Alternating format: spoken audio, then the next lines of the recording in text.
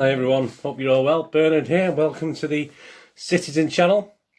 City present vlog today as we look back at our big match review. Don't we do a big match review on the game against Olympiacos on Tuesday the 3rd of November 2020 at the Etihad, match day 3 of the Champions League. We'll have our usual features today. Highlights and lowlights of the game, match talking points, match stats plus quirky stats. Our Pep last season watch, Rodri's Rocket Watch this week, Manchester Evening News, Mr. Simon Barkowski, and my player ratings. A few differences there. Yeah, my starting point this week will be a score of 7 because we won the game quite comfortably. So one or two players got a little bit less than 7 last night. We got some players' comments, the media headlines and summations, etc. and more as we look back at this game last night. Please, if you're new to the channel, push that subscribe button. Tell your friends, please, any City following friends. I'm trying to get 500 subscribers by Christmas 2020, and I'm 60 odd short now, so if you can do that for me, sub now or get someone else to sub, that'd be absolutely fantastic, much appreciated, please. And push that notification button so you know these vlogs are coming out, and obviously check my playlist for all my City history stuff as well as this City present stuff, so lots on there for you to have a look at. I'll mention a couple of things later as well. Before we go, and please, if you're into movies and TV or know anyone who likes movies and TV and don't like listen, not sure whether they want to watch the latest drama or the latest film, have a 10-minute, 12-minute vlogs from me on just whether they're any good and whether they're worth watching or not. I mean, just for your information, a little bit of entertainment if I can as well. So that's if you can do that and put, for yourself or if anyone else you might know is interested, please point them in my direction. Right, comments as well, please let me know you're out there. Let me know in your comments. I've got some regular guys who always comment, but more the merrier, please. That'd be fantastic. You know, time to comment, just a simple thumbs up, that'd be wonderful. Right, City versus Olympiacos. The starting lineup, 5 changes to the Sheffield United game. Yeah, I mean, he's done more than that, hasn't he? But that seemed fair enough. The starting 11 was Ederson, Walker, Stones, Ake, Zinchenko, Gundogan, Mahrez, Kevin De Bruyne as the captain, Torres, Foden and Sterling. And the subs bench where we have another full team, don't we, in the Champions League. Stefan, Trafford, Diaz, Jesus, Laporte, Rodrigo, Bernardo, Cancelo, Garcia, Nemecha, Bernardo. I wouldn't mind watching that game, actually, between those two teams. It might be quite interesting. Yeah, I got 9 right. I did think he would rest last night KDB and Walker, to be honest with you, but more on that later. It's not hindsight, this. I just a little bit more on them in the player ratings later on.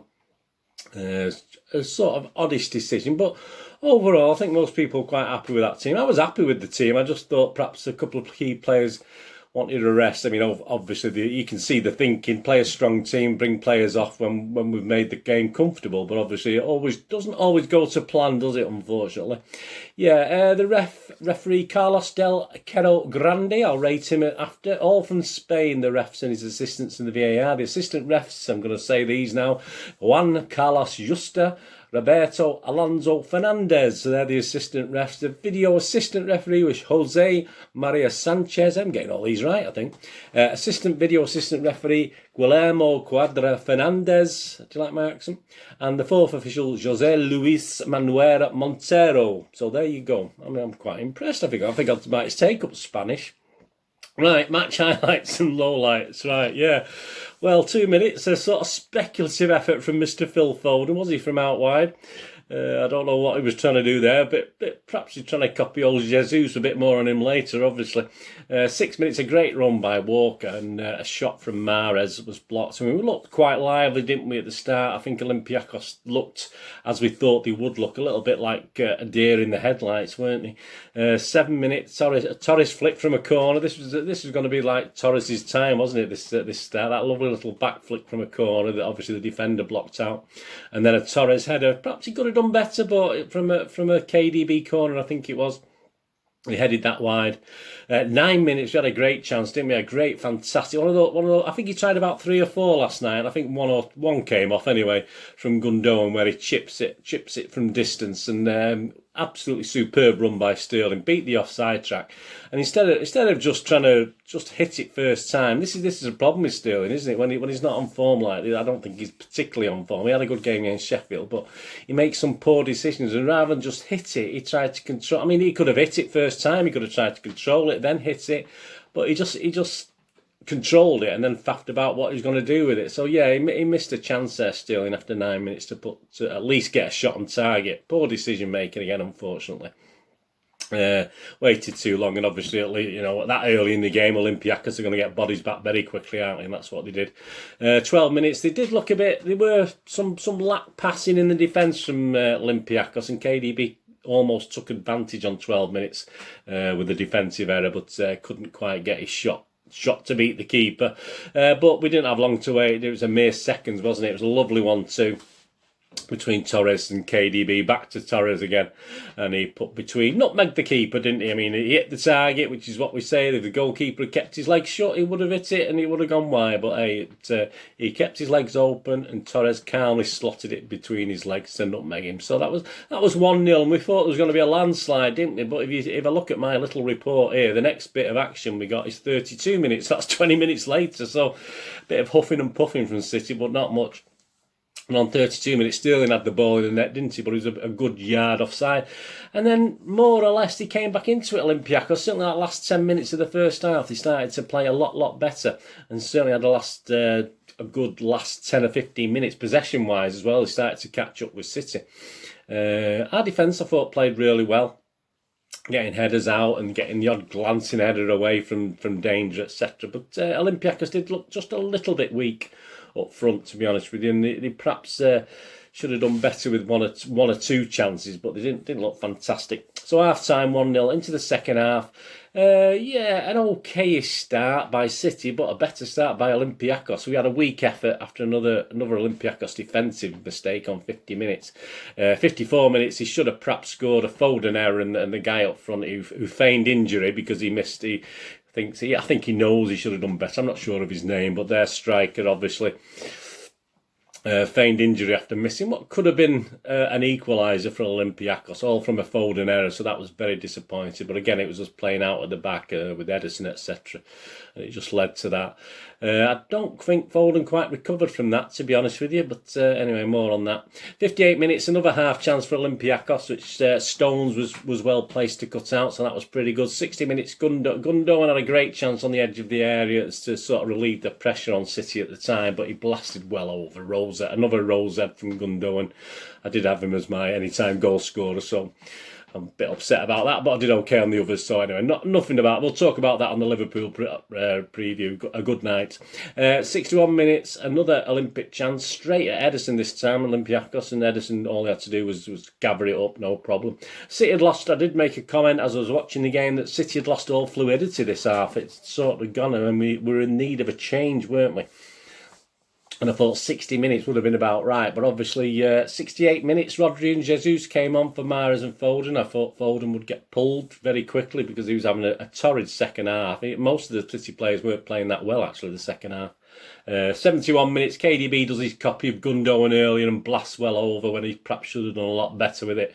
74 minutes. He hits it straight at the keeper after a good City break. Obviously, say we're under a little bit of pressure from Olympiacos for much of that second half, and we did get the break, and unfortunately KDB shot it straight at the keeper when he had a good chance. 77 minutes, obviously Jesus was making himself busy. It's nice, it's lovely to see him back. It's great to see him on the bench at the start. A long KDB, well, he almost got through, didn't he, Jesus? He was sort of a bit of a coming together with the defender, but obviously the ball didn't quite drop for him in that instance. But we didn't have long to wait, did we? 81 minutes, well, what a fantastic goal. Jesus releases his in at Aguero. That's the sort of goal we see from Aguero, isn't it? So all this time of spending with Sergio was obviously paid off. A fantastic blast in the net. I thought it'd gone wide. I just can't. And that's what you used to think with Aguero's goals like that, didn't you? You used to think they'd gone wide because how's he going to squeeze it in? How's he going to blast it in? But absolutely fantastic. So, yeah, Jesus relieves the pressure on City after 81 minutes. A fantastic goal. As I say, very Aguero-like and a very proud, brilliant goal. Fantastic. The best goal of the night, even though there's another one coming as well, isn't there? 82 minutes, Bernardo and Cancelo went on for Sterling and Walker. 85 minutes, it was 3-0, was it? Nemecha, a nice little move. And Nemecha came on for KDB, and a lively Nemecha. I think he looked lively for the space. He was only on for 8 minutes with the injury time, etc. But he sets up a 1-2 with Cancelo, who again had looked lively when he'd come on. He looked as though he wanted to score a goal as well, and he bent it into the far corner. Another excellent goal. Despairing died. Could the goalie have done better? Possibly, but it sort of whipped in. It was really well whipped in. So, yeah, you can't put loads of blame on the goalkeeper because it was a fantastic shot. He aimed it wide and curled it in. So, all credit to Cancelo for that. 3 minutes injury time. It was game over. There's no real threats. Once we'd gone 2-0 up, that was pretty much Olympiacos dead as a threat, even though they'd been very, very good second half compared to City. So did we struggle or did they improve? I think a bit of both, to be honest with you. So full-time 3-0.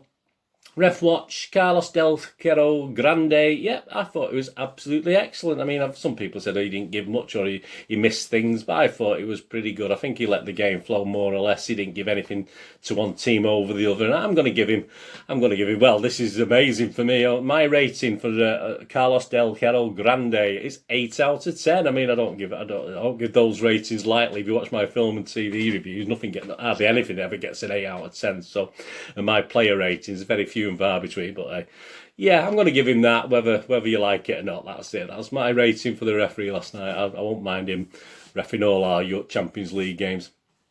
Yeah, a little match sum up. I'll do a conclusion later when we've had all the thoughts, etc. But it was comfortable in the end. But the last 10 minutes of the first half and most of the second, Olympiacos looked the more likely to score, unfortunately, as we did lose. As I said, lost our fluidity. I did comment on that in the 60th minute to myself, because I was talking to myself.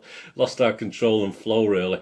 The Olympiacos, yeah, I mean, a lot of passing errors under the City press, obviously. But yeah, that's to be expected. Even good Premier teams would probably do that. But all fairness to them, they looked the better team for certainly half of that game. If you're taking the 10 minutes in the first half and the 20 or 30 minutes of the second half, they did look slightly the better team without perhaps that edge, that cutting edge to make the most of it. But yeah, the 2-0 made the difference. I mean, that not the stuffing out of them, but no, all credit to them. I think the subs helped. They brought some good substitutions on as well, and it will be tough back at their place, obviously, when we play the next game in the Champions League, which is at theirs. But certainly doable, because I think City can be better. I'm sure Olympiacos can be a little bit better, but yeah, they should be okay at home. But I was quite impressed with Olympiacos. Let's not forget they beat Arsenal this year, didn't they, 2020? So, you know, even we've struggled to do that. Match stats. Shots 20 by City, 7 by Olympiacos. On target, 6 of City's on target. Not okay-ish. 1 of Olympiacos is on target. That's the one that's probably shot straight at Ederson. Possession, only 59%, 41%. That reflects what I was saying about Olympiacos having a lot of the game. Passes the same, 710 by City, 503 by Olympiacos. So that's quite high for a team playing City. Completion rate, City's was... I was a bit surprised. I thought it'd be a bit lower. That's at 89% with City, 86% Olympiacos, although it might have been a little bit lower than that. Fouls, City did 9, Olympiacos did 7. Corners, City had 7, Olympiacos did 2. Right, the player ratings. I think Mr. Brennan's hung his boots up now. I think we've got Mr. Simon Bukowski doing all these now. So the Manchester Evening News player ratings and my little views as well. Right, Ederson, cool to come out of his box and head away as Walker and Stones dithered, and commanding his box as well. The odd moment of sloppiness when disturbing the ball, though. So he's given him a 6. As I said, my starting point 7. I'm not going to give Ederson a 7. I'm going to give him a 6.5. I thought a quiet game, but there was the trouble with quiet games with Ederson. You do get the odd rush of blood. He did get away with just 1 or 2 things that weren't quite noticed, but I noticed them. But he did get away 1 or 2 sort of rash elements as well as his good stuff. So I'm only going to give him a 6.5 rather than the basic standard good, okay, playable game of 7 today as we won 3-0. So 6.5 from me, 6 from Simon. Walker, an unusual performance from someone who has been so consistent this season. He made more headway than he usually does, bombing down the right flank, but was sloppy at the back, giving the ball away to the frustration of his manager. I mean, I think he reflected most of the team, actually. A lot of the team, we got a bit sloppy. He's giving him 7, though. I mean, he's going to lose half a point for me. I'm giving 6.5. Not his best, but as I said earlier about I thought he'd rest KDB and Walker. I think this is just a game too far for KDB last night. I think he should have been rested last night. But so I'll forgive him a little bit, but not enough. I'll just give him 6.5. Simon give him 7. Stones did well enough just alongside Aki despite a few overly cautious moments. It has to be considered a plus for him that he started ahead of Eric Garcia. Thanks for that. Thankfully that happened.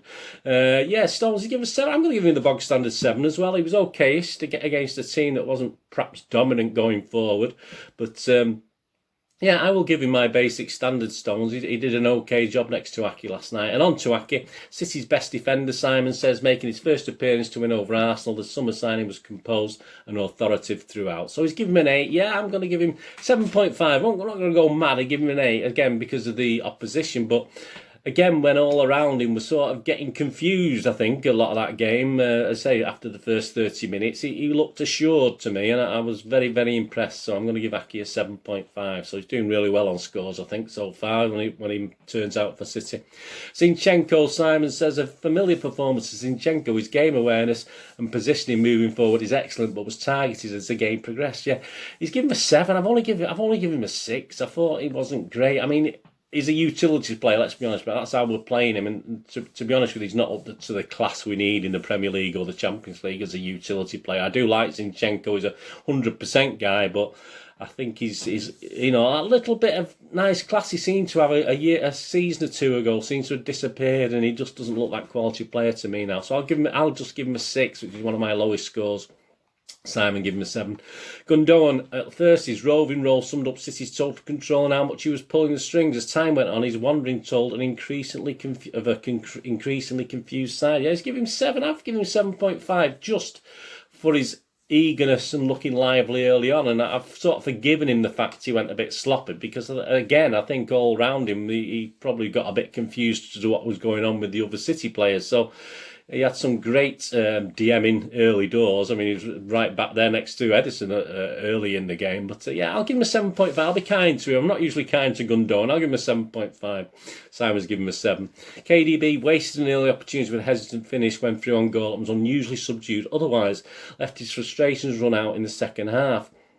Let's give him a 6. Yeah, again, I'm going to give him a 6.5 because of the assists. I'm going to give him that. But again, as with Walker, and I did say it wasn't hindsight, this is what I thought. I just thought it was a game too far, and I don't think they should have risked KDB last night. I don't think he's contributed, apart from the 2 assists, obviously. But I thought he shouldn't have really been risked. I mean, if KDB hadn't been there, someone else would have been there to assist, wouldn't they? So it's a funny argument to have anyway. But there you go. Yeah, I didn't think he should have been playing. So I'll give him 6.5 anyway. So I'm not gone totally bad on him, but Simon's only give him 6.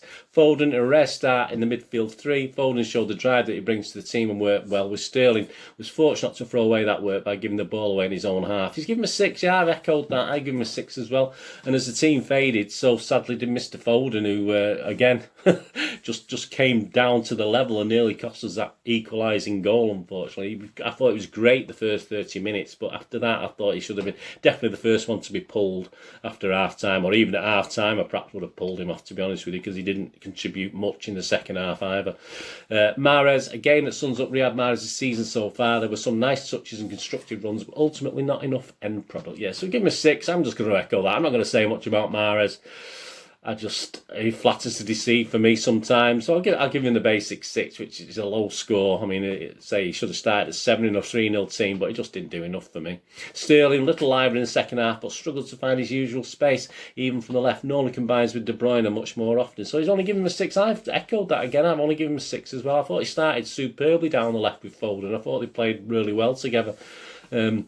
But perhaps Foden sort of going quiet affected him as well, and certainly the whole team going quiet. He didn't come looking for the ball or anything like that. So, yeah, I echo Simon's score of 6. I'll give him just 6 as well. Torres, here we go. Goals are increasingly valuable in this City season. He looks the best chance of getting them right now. Took his goal very well and few other nice touches, but faded again in the second half before livening up when he moved back to the right. He's given him an 8. Yeah, I'm going to give him a 7.5. I said I'm not gone mad with the scores today, but that's one of my highest scores if you've looked back at what I've done. Yeah, I thought it was in and out, which is only to be expected, isn't it, at his age and obviously coming into the team and this sort of level of football. So, Yeah, I thought the first half, I thought it was excellent, but I mean, you have to forgive the second half because I'd say something wasn't quite right with City. That's the end of the first half, second half. So I'm going to give him 7.5 anyway, which is if you look, is possibly it was my highest score for a player who's played 90 minutes. Someone did get a higher score, but that's one of the substitutes. Yeah, Rodri for Foden on 68 minutes brought some organisation back to the team. Yeah, 7 and 7. Yeah, he did actually. I thought again against a tiring perhaps Olympiacos at that stage, but yeah, I've given him 7 as well, which is my bog standard score. Jesus, yeah, this is the guy who's got my 8 out of 10. Jesus, an excellent goal to announce his return. How can you not give him an 8? I mean, if 7's the bog standard and he was on for 22 minutes, 25 minutes with injury time, I'm going to give him an 8. I think he deserved an 8 just for that goal and his movement, etc. Absolutely fantastic. Welcome back, Jesus.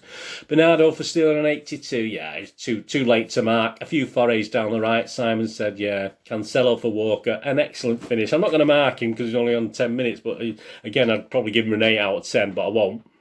For that great goal, fantastic. He did look as though he wanted to score as well, which is nice. You know what? I want to see players out there looking as though they want to score. And again, Nemecha did okay, didn't he? I thought he was keen for the last 10 minutes. So, well, 5 plus 3 minutes injury time for his Champions League debut. But again, no mark on Nemecha.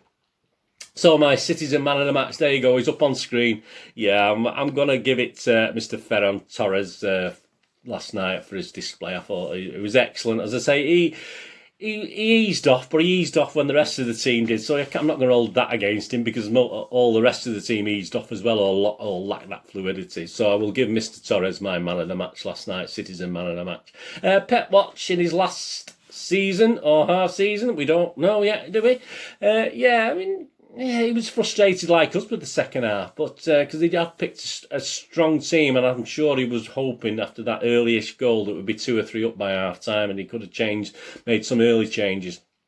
He did say, obviously, he had to delay the substitution because he wanted to keep his key players on, but unfortunately, those key players weren't quite doing it at the time, whether we were struggling a little bit, so that's a little bit of worry that he couldn't bring anyone on. Well, I'll talk about that in conclusion at the end, but he's a little bit worried that we lost that fluidity, and he was aware of it, but he couldn't do anything about it on the pitch by getting messages through or by substitutions. But we'll talk about that later.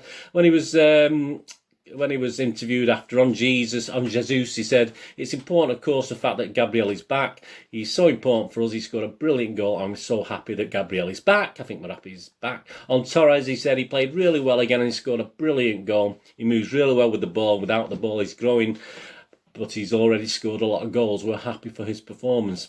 On the team, I think this one is, overall, in the first half, we played really good in all aspects. The way we pressed, the way we played. But unfortunately, the finishing, the last pass, the last shot wasn't perfect. But in general, the first half and the last 15 minutes were really good. Yeah, it just echoes what I was saying. The way we played, the chances we created, we had to score more. We created chances, then at the end, Gabriel scored. The game was over. He was asked about Liverpool coming up this week. Tomorrow is regeneration. He said, I saw the forecast. In the next few days, is sunshine. So that is the best news. I don't think it's very warm, though, unfortunately. Then we have 2 days. If you've got a nice conservatory, it'll be nice, wouldn't it, to sit out in. Then we have 2 days to prepare for Liverpool, but now is the time to enjoy the victory, the position in the table and move forward.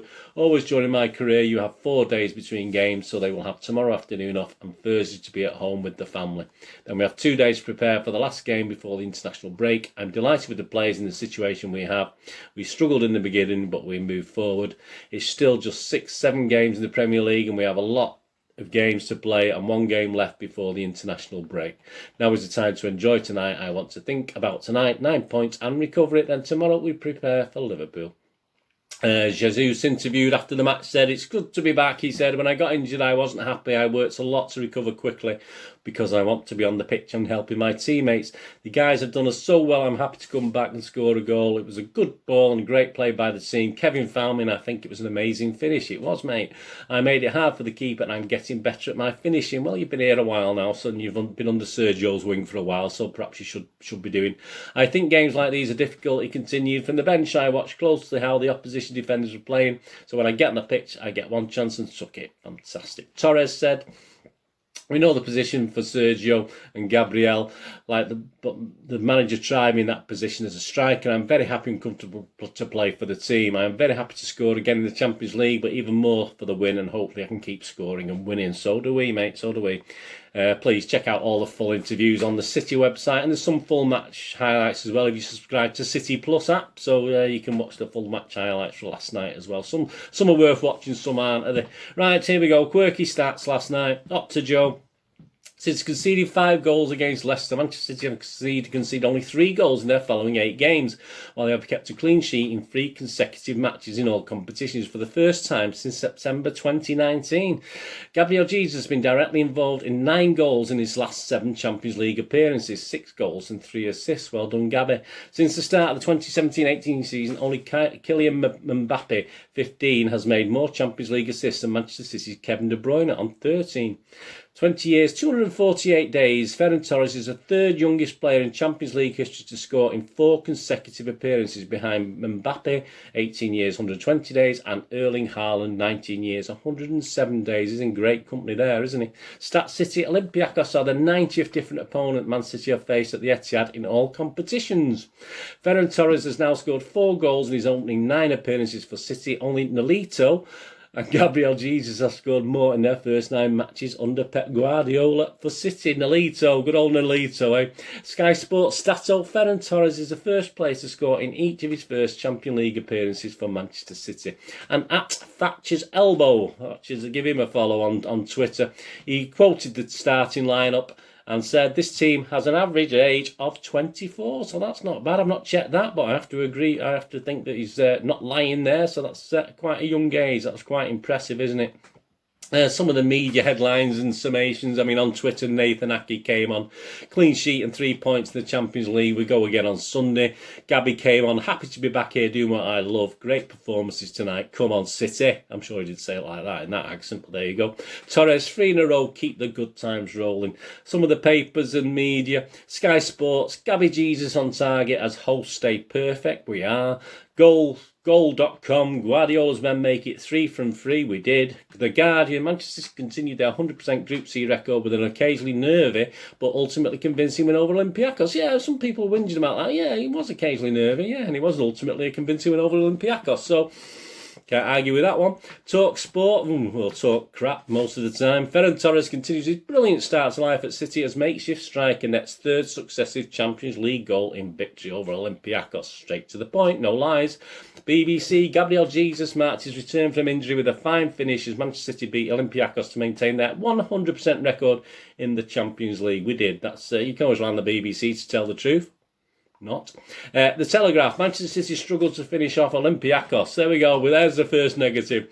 But Ferran Torres shines again in standing role. There we go, the Telegraph. You can always rely on the Telegraph to say it how it is. Manchester City struggle. Well, we did struggle for a lot, actually. I mean, they're not really lying again. It caused a bit of consternation with people, comments, etc. But yeah, fair enough, Telegraph. ESPN, Guardiola's men make it 3 from 3. We do. And in conclusion, before we go, good preparation for Liverpool. I mean, Liverpool had a good preparation themselves, didn't they? Did they win 5-0 against Atalanta? Far from perfect. I thought it's fairly good defensively with our reserve centre-halves doing a grand job. I think if Olympiacos had equalised, we'd possibly still gone on and win. Not sure what happened to the fluidity. Perhaps credit to Olympiacos who upped the game on the night.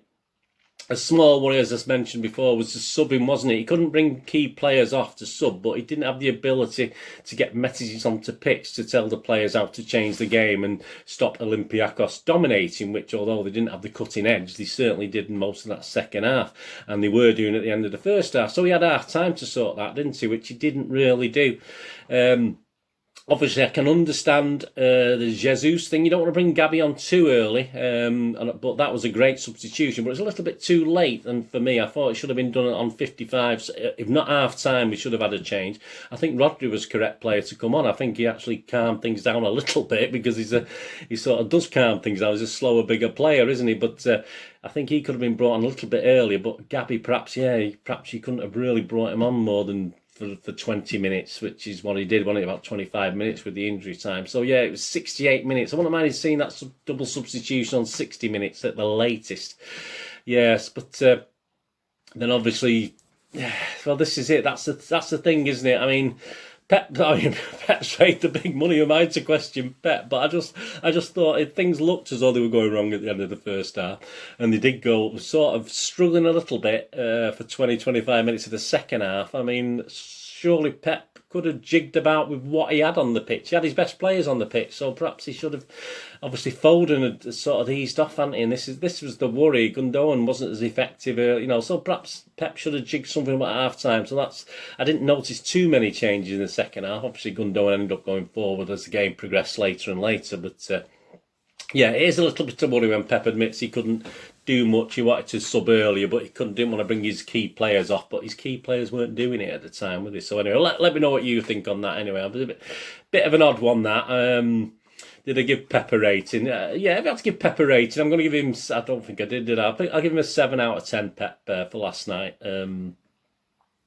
And that's my standard 3-0 victory score. Now, I'm giving him a little bit of leeway there. Perhaps he only deserves 6.5. But yeah, I'll give him a little way because he picked a positive team. But as I said, he also picked perhaps 2 or 3 players who were playing a game too far, as I'd already mentioned, KDB and Walker, for instance. And that wasn't hindsight. That was when the team was announced. I thought it was a bit, and even my projected lineup, I think I mentioned it in the preview programme as well. Anyway. Hope you enjoyed that. Let me know in comments what your thoughts, etc. Please check out my recent Citizen present and past vlogs. I've done one on this. That was the week that was. A new little quiz that covered the Sheffield United and Marseille game. A bit of fun for all the family, not just, obviously my quizzes in the past have been more in line with, older City fans, because obviously I've gone back in history and done quizzes on stuff in history. But this is more family friendly because it's about now, so that's good. Have a look at that. See if you can have a go at that. It's fantastic. I've done over half an hour now. I better get on that. So please, you can have a look at that. I'll be back on Saturday, of course. It may be Friday evening, but definitely Saturday anyway, with a preview of the big Liverpool game on Sunday. So please join me for that. Check my links on screen. Follow me friend me on Facebook and Twitter. I do check every couple of days and follow and friend everyone back. And of course, I have a day job. I have to pay. I don't get paid for doing this, which you'll be glad to know, because who pay me for doing this? Yeah, my little day job. I used to have a video shop, and that's why I have a great interest in films and TV. Anyway, I always have had. But yeah, I still sell old and rare DVDs, movie posters from the 90s and 2000s, and some board games as well on my little website, moviegamenostalgia.com. So if you could have a look on there, I would be very much appreciated. Anyway, thanks for joining me for this big match review. It went well, didn't it? We got 3-0 win. What more can we say? Not perfect by any means, but there you go. What we're going to do the rest of the day, have a great one. Look after yourselves, look after your friends, look after your families. More importantly, let's all look after each other. Until we meet again, hopefully very, very soon on another Citizen Channel vlog. This is Bernard saying goodbye for now. Please stay safe, Blues.